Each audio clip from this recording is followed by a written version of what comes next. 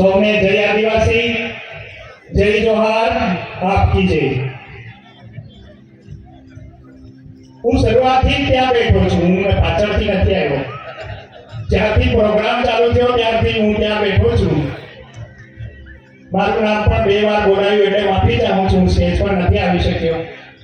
પણ સ્ટેજ પર એટલા બધા હતા, નીચે ઓછા હતા એટલે મેં વિચાર્યું કે જરા નીચે બેસી જોઈએ, કેમ કે સાંભળવા વાળા બી તો જોઈશે। એટલે બધાને સાંભળ્યા છે, દરેકની સ્પીચ સાંભળી છે, બધાએ શિક્ષણની વાત કરી છે। હા, શિક્ષણ જરૂરી છે, કેમ કે હું ડોક્ટર બન્યો છું એ શિક્ષણના આધારે છે।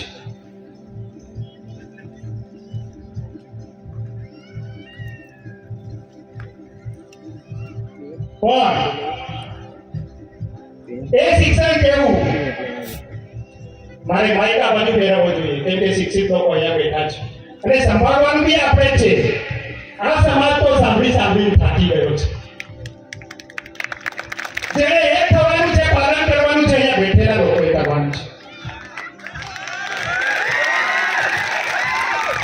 તો એ શિક્ષણ બી શું કામનું, જે તમને સમાજથી દૂર કરી દે છે।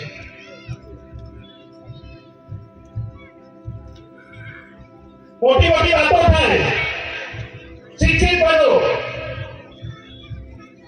સંગઠિત અને સંઘર્ષ કરો। શિક્ષિત તો બની ગયા, પણ સંઘર્ષ કોણ કરશે? ના મેં નહીં કરું, આ કરશે।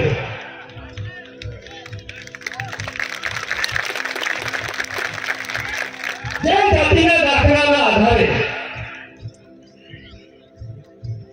મેં નોકરી મેળવી, શિક્ષણ લીધું, જે જાતિના દાખલાના આધારે નોકરી મળી કે કંઈ બી મળ્યું તો પહેલો જ મંદિરે દોડી જાય છે। એ મને પેલા હતું, અરે ભાઈ તને જાતિનો દાખલો નથી તો તું કઈ રીતે શિક્ષણ લઈ શકે? અહીંયા બેઠેલી એકથી વ્યક્તિ મને બતાવે કે તમારી નોકરીમાં કે પછી તમે નેતા બન્યા એમાં કે પછી તમે શિક્ષણ લીધું એમાં તમે જાતિનો દાખલો નથી મૂક્યો।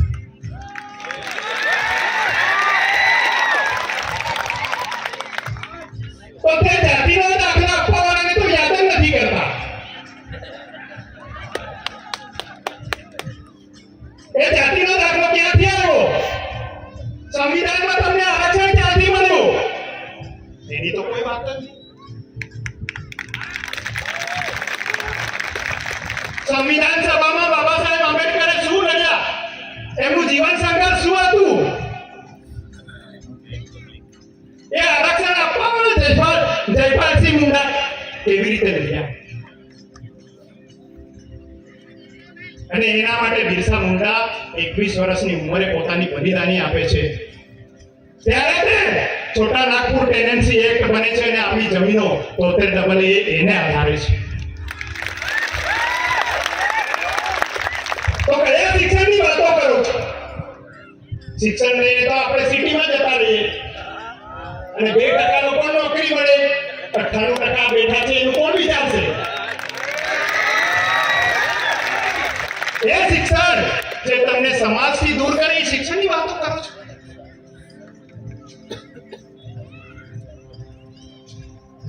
જે સમાજ જે સ્વાભિમાન સભાની આજે આયોજન કર્યું છે એ સ્વાભિમાનથી જીવતો તો એને ભિખારી બનાવી દીધો। એ સ્વાભિમાનની વાત કરો છો? સ્વાભિમાન જ્યાં સુધી હું સમજ્યો છું કે મારી પાસે મારે પૈસાની સખત જરૂર છે, કોઈ બીમાર છે અને તેમ છતાં હું કોઈની પાસે ભીખ નથી માંગતો, એને સ્વાભિમાન કહે છે।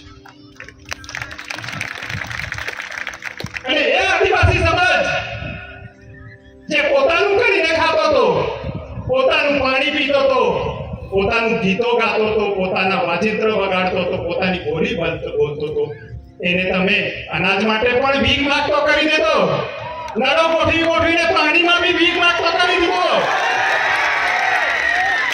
અને કયા સ્વાભિમાનની આપણે વાત કરીશું?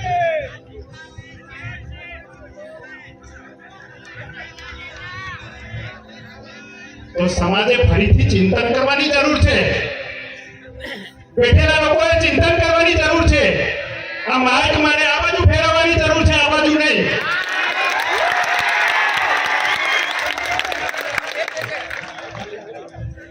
કોણીની વાત કરો છો, સ્ટેચ્યુ બન્યું ત્યાં આદિવાસીઓની જમીન ગઈ, ડેમોમાં આદિવાસીઓની જમીન ગઈ, આદિવાસી રખડતો થઈ ગયો, અને આપણે એને પાછું ભાષણ કરીએ કે તમે આમ કરજો. એ જમીનો બચાવવા માટે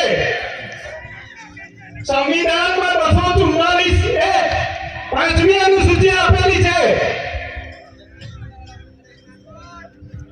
એને બચાવવા માટે રાષ્ટ્રપતિની નીચે રાજ્યપાલ અને ટ્રાઇબલ એડવાઇઝરી કાઉન્સિલની સહમતિ લેવી પડે, પરમિશન લેવી પડે. તો એનો અર્થ એ થયો કે ટ્રાઇબલ એડવાઇઝરી કાઉન્સિલમાં તો આપણે નથી બેસતા, હું તો નથી બેસતો. કોણ બેસે? કોણ બેસે? હા, તો એનો અર્થ એ થયો કે આપણી જેટલી બી યોજનાઓ આવી, આપણને બરબાદ કરવા માટે જેટલા બી પ્રોજેક્ટ આવ્યા, એમાં સહમતિ એ લોકોની હતી. એટલે એ લોકો ભાષણ કરે કે તમારે આમ કરવું જોઈએ.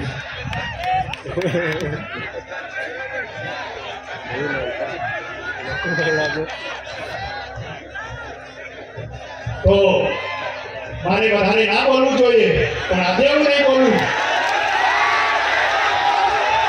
આજે અહીંયા નહીં બોલું તો હું મરી જઈશ, પછી કોઈ બોલવાનું નહીં. એટલે બોલીશ, કદાચ મને અહીંયા રોકવા બી આવ્યો, મારું નામ કેન્સલ કરી દેવામાં આવ્યું હતું. સમાજની વાત કોઈ કરવું ના જોઈએ. તો ભણી ભણીને હું કર્યું, સિટીમાં ગયા, નોકરી મેળવી, ત્યાં જ રહી ગયા, પોતાનું જ કરતા થઈ ગયા. સમાજને પાછળ વળીને જોયો જ નહીં, મારા કામમાં આવ્યો જ નહીં હું. કેમ કે ત્યાં પીધેલો રહી મારો ભાઈ.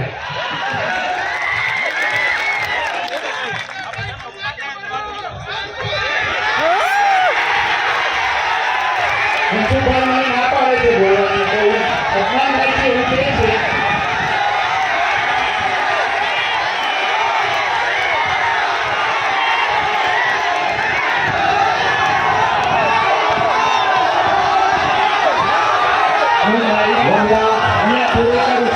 મિત્રો, આપણે પૂર્ણાહુતિ તરફ જઈ રહ્યા છીએ.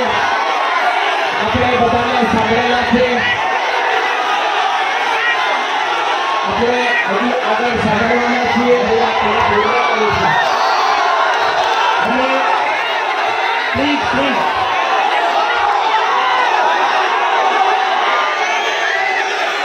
આપણે બેસી જાઓ. બેન બોલું, મારી વાત પૂર્ણ બેસી જાઓ. બેસી જાઓ. બેસી જાઓ.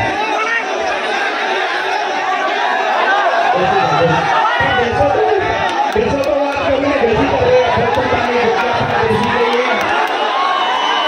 આપણે પોતાની જગ્યા પર બેસી જઈએ. બેસી તો જાઓ, બેસો તો બોલું તમે. તમે બેસો તો ખરા.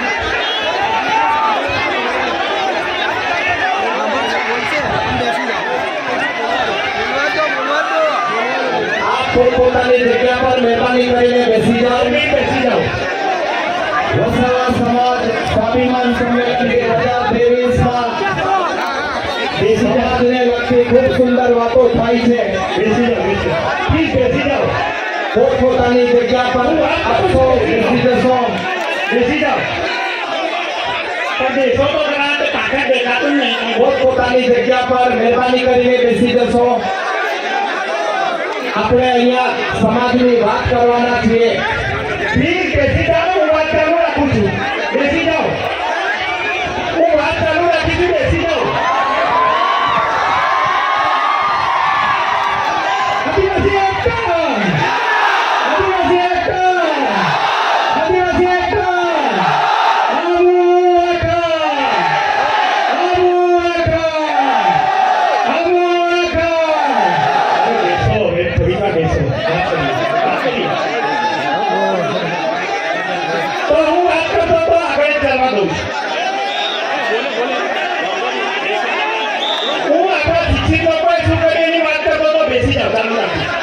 ચાલો રાખો.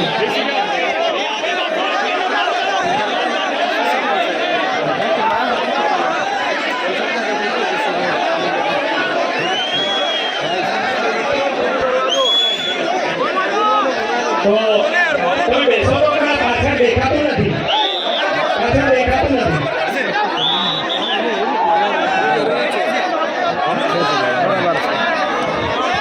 સાહેબ ચાલુ રાખો. બેસો બેસો